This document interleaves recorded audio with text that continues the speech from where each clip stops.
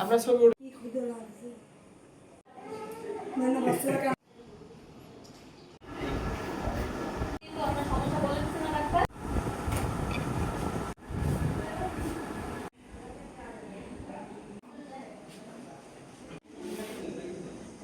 কান্না করে।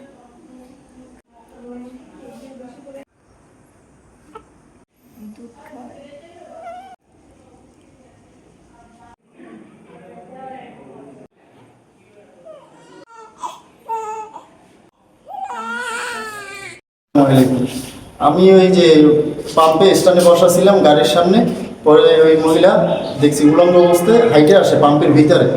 হাইটে আসার পরে আমরা সবাই নিচের দিকে তাকাইছি আর কি, যে ওভাবে তাকানো যায় না তার দিকে। পরে উনি ওদিক থেকে ঘুরা বের হয়ে যাওয়া দিয়েছে মেইন রাস্তার দিকে। তো যাওয়ার সাথে সাথে ওইখানে পড়ে গেছে, পড়া মানে পেন শুরু হয়ে গেছে। পেন শুরু হওয়ার পরে আমি বলছি যে এক মহিলা পাইছে হাতে ফেলছে, আপু একটু ধরে সাইড করেন, আমি একটা লুঙ্গি নিয়ে এসে এটা পরাই দিই। যখন নিয়ে আসতে গেছি তখন এর আগেই ডেলিভারি হয়ে গেছে।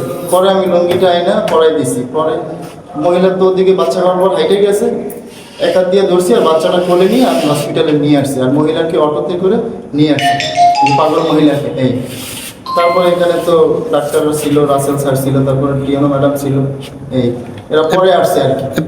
আর বাচ্চার মা হচ্ছে যেহেতু পাগল, সে মানসিক অসুস্থ, তাকে আমরা কোনো মুখে ওষুধ খাওয়াতে পারছি না, তাই আমাদের ডাক্তার সাহেব ইনজেক্টেবল করে দিয়েছে। সে এখন ঘুমের ইঞ্জেকশন দেওয়া আছে এবং স্যালাইন চলতেছে। সে তো কিছু খেতে পারছে না, স্যালাইন দেওয়া হচ্ছে।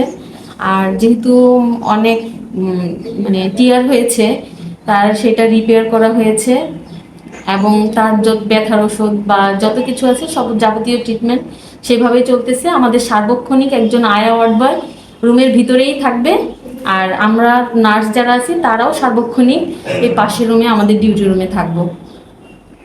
আজ সকালে আমি জরুরি বিভাগে দায়িত্বরত ছিলাম, সেই সময় স্থানীয় কিছু মানুষ একজন মাকে নিয়ে আসেন, যে মা একটা বাচ্চা জন্ম হয়েছে, মা পথে, এবং বাচ্চাটি হচ্ছে জন্ম ডেলিভারি হলেও গর্ভস্থ তখনও ডেলিভারি হয়নি। তো আমরা আসার পর বাচ্চাকে এবং বাচ্চার মাকে দুইজনকেই প্রাথমিক চিকিৎসা দিয়েছি। বর্তমানে বাচ্চা এবং বাচ্চার মা দুজনেই সুস্থ আছেন। তো আমরা ধারণা করতেছি যে বাচ্চার মা সিজোফ্রেনিয়ায় আক্রান্ত, আর বাচ্চা যে আছে, বাচ্চা এবং বাচ্চার মা দুজনেই ভালো আছে।